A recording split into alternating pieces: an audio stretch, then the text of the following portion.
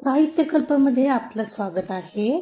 घेऊन आलीये unconditional love, प्रेमाची नवी सुरुवात या कथेचा पुढचा भाग सुरू करण्याआधी प्लीज माझ्या चॅनलला सबस्क्राईब करून घ्या आणि आधीचे पार्ट ऐकले असल्याची खात्री करून घ्या. चला सुरुवात करतेय. अनकंडिशनल लव्ह, प्रेमाची नवी सुरुवात, भाग 32. खर तर दिवसभर एवढा थकलेला क्षितिज, पण जणू त्याचा थकवा तिच्या केवळ बाजूला बसण्यानेही उडून गेला होता. त्याची नजर मात्र सतत तिच्यावर जात होती. तिचं खरं म्हणजे अजूनही काचेतून बाहेरच लक्ष होतं. तरीही लांब सडक वेणी सोबत ती अस्वस्थपणे खेळत होती आणि तिची ती अस्वस्थताच त्याला बरंच काही सांगून जात होती.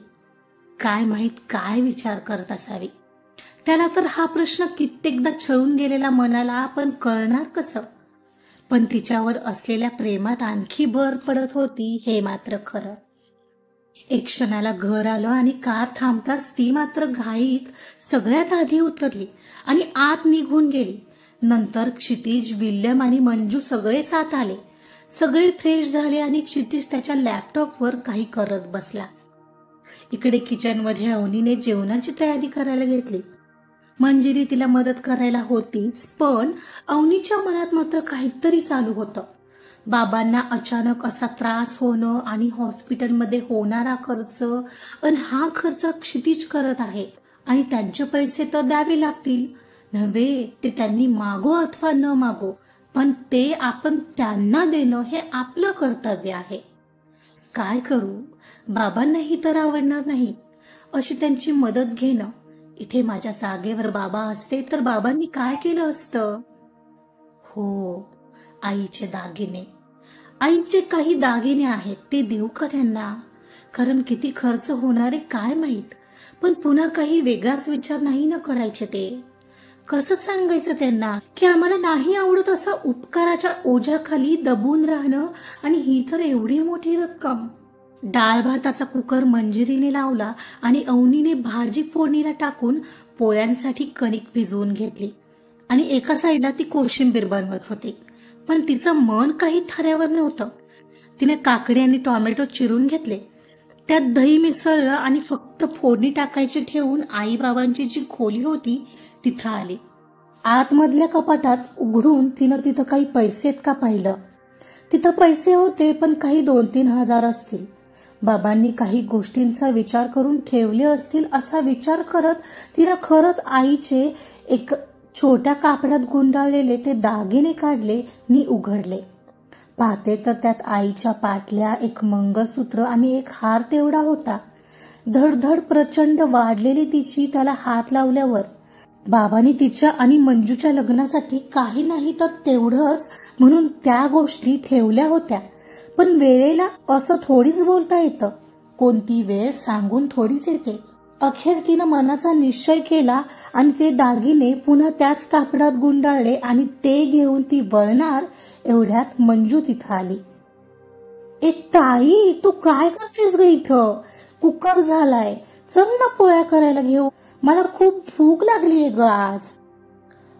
हो मंजू, ऐक ना.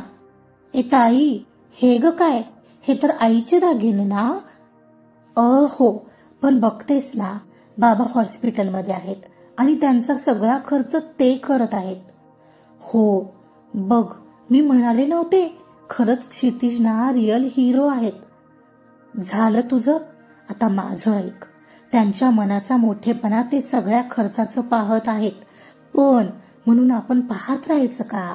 त्यांचे पैसे तर त्यांना आपल्याला परत द्यावे लागतील की नाही? नव्हे ते देणं आपलं कर्तव्य आहे. हो, मग काय तू हे नेऊन देतेस काय त्यांना? अगं बाबा येऊ तर दे घरी, मग बघतील ना ते दोघं. तू कशाला यात पडते आहेस? हो, पण बाबाही हेच करतील, मला माहितीये. ऐक, एवढं त्यांना देऊन येतेस का? कोण? मी नाही जाणार. तुला हवं तर तू जा. अगं मीच गेले असते, पण समजून घे ना जरा. अगं पण मी घेऊन जाणं बरं दिसतं का? बाबांनी सांगितलं असतं तर गोष्ट वेगळी होती, पण मला नाही वाटत तू हे बरोबर करते आहेस. ए मंजू, जा ना तू, तुझी चांगली ओळख झाली ना त्यांच्याशी, मग सांग त्यांना की असं असं यासाठी ताईने दिलंय बाबांच्या वतीने. मी नाही जाणार, तू घाल गोंधळ काय घालायचा तो, म्हणत मंजिरी सरळ निघून गेली. मंजू, मंजू, जराही ऐकत नाही ना माझं, अवनी तिला हाक मारत म्हणाली, पण ती काही परतली नाही. अवनीला क्षितिज समोर जायला नको वाटत होतं. उगाचच हार्टबीट्स वाढू लागले होते त्या विचाराने.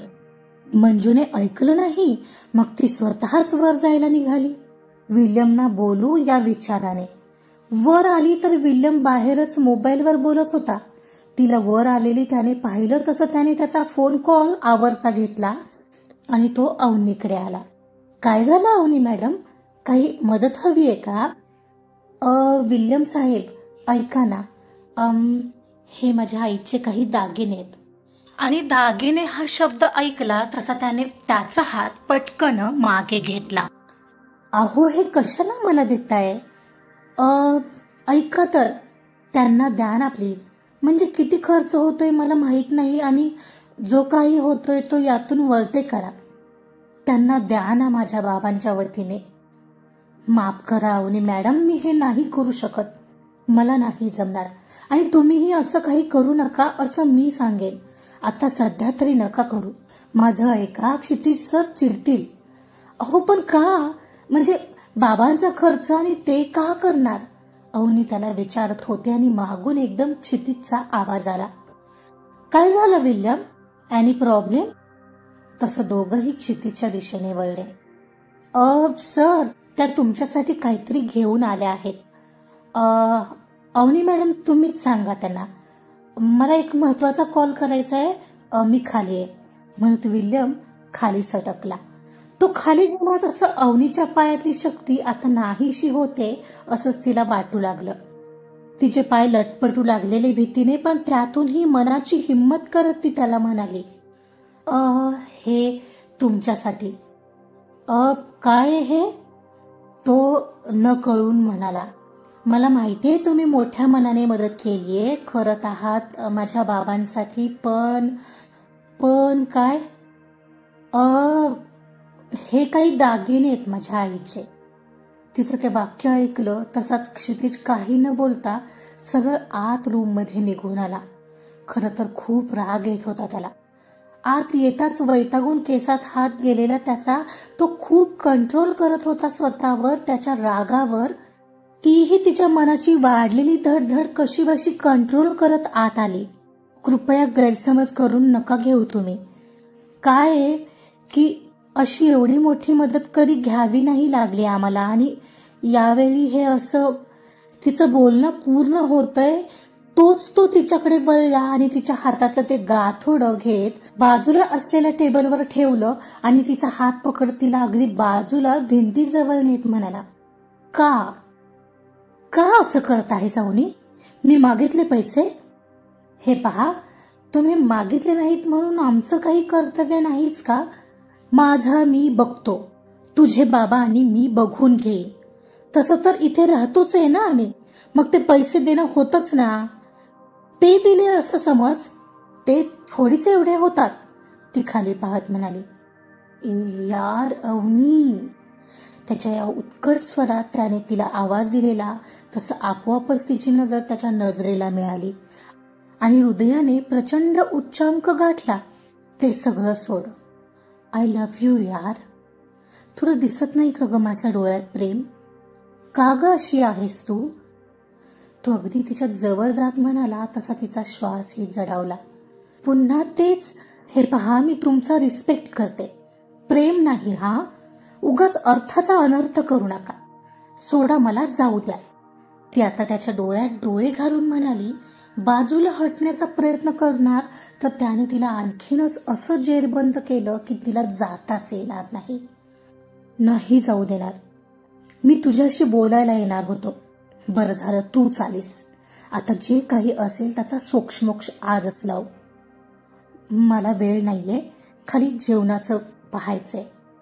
त्याहीपेक्षा महत्वाचं आहे हे. त्याच्यापासून सुटण्याचा तिचा एक प्रयत्न पुन्हा अयशस्वी झालेला. आणि आता तो विचित्र हसू लागला. त्याचं ते भेदक हास्य तिच्या मात्र हृदयाला उगाच पिळवटून गेलं.